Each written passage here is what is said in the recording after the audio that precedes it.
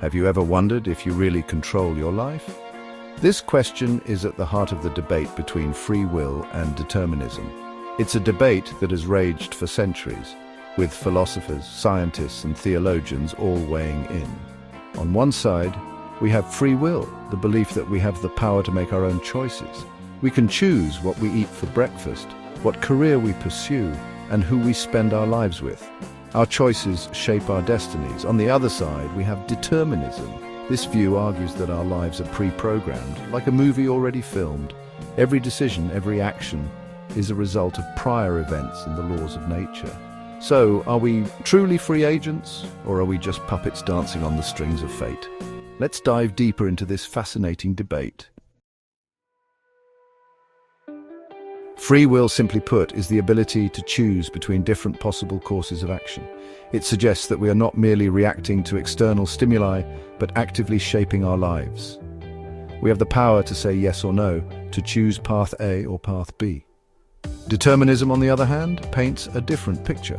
It argues that every event, including our choices, is causally determined by prior events and the laws of physics.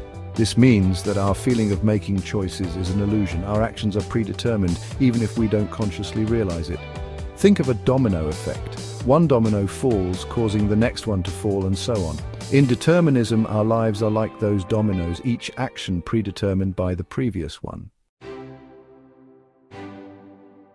Proponents of free will argue that it is intuitively obvious. We experience the world as agents of choice. We feel in control of our decisions, whether it's ordering pizza or quitting our job. This subjective experience is powerful evidence for free will. Moreover, free will is essential for moral responsibility. If our actions are predetermined, how can we be held accountable for them? The legal system, our sense of justice, and our entire moral framework hinge upon the idea that we are responsible for our choices. Without free will, the world becomes a deterministic machine, and concepts like praise, blame, guilt, and pride lose their meaning. Determinism, however, presents a compelling counter-argument. Every action, they argue, is a product of our genes and our environment. Our genes, inherited from our parents, predispose us to certain traits and behaviors.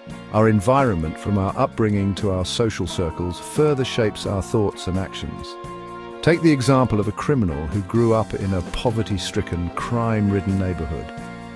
Can we truly say they had the same choices as someone raised in a loving, supportive environment? Determinists would argue that their environment played a significant role in shaping their actions. This doesn't mean we are powerless. We can still make choices, but those choices are influenced by factors beyond our conscious control. Neuroscience has entered the debate, offering intriguing insights. Studies have shown that brain activity related to decision-making occurs before we are consciously aware of making a choice. This suggests that our brain might be making decisions before we do. For instance, a famous experiment by Benjamin Libet showed that brain activity associated with pressing a button occurred a fraction of a second before participants were consciously aware of deciding to press the button. This raises questions about the role of conscious will in our actions. However, it's important to note that these studies are not conclusive. The brain is complex, and these findings don't necessarily disprove free will. They simply highlight the intricate interplay between our conscious experience and our brain's activity. Let's consider some real-life examples. Imagine a student who fails an important exam. A believer in free will might say they didn't study hard enough, highlighting their choice. A determinist might point to factors like a distracting home environment or lack of access to good study resources. Similarly, consider a person who overcomes a difficult childhood to achieve great success. Free will proponents would applaud their resilience and determination. Determinists might point to a supportive mentor or a chance encounter that put them on a different path. Both perspectives offer valuable insights.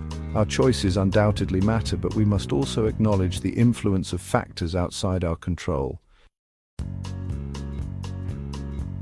Perhaps the truth lies somewhere between the extremes of absolute free will and rigid determinism.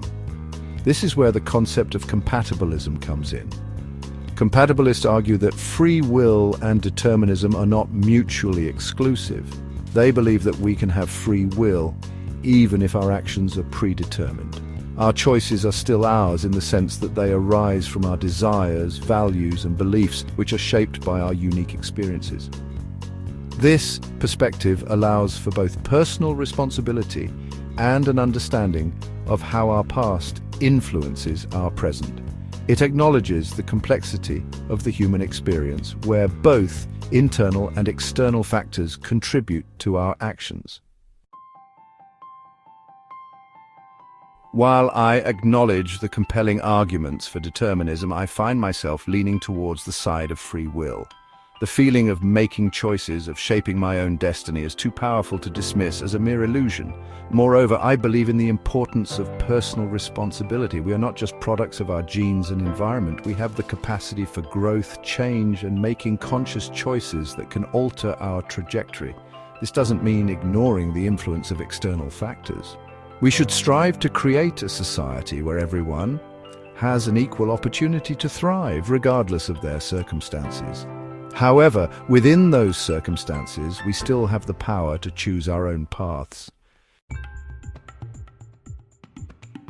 The debate between free will and determinism is far from over. As science advances, we will likely uncover even more about the workings of the brain and the factors that influence our behavior. This ongoing exploration might lead to new perspectives and challenge our existing beliefs. It's a debate worth having, as it forces us to confront fundamental questions about what it means to be human, the nature of choice, and the meaning of our actions. In the end, whether we believe in free will or determinism, the way we live our lives matters. We should strive to make choices that align with our values, contribute to the world, and bring us a sense of purpose.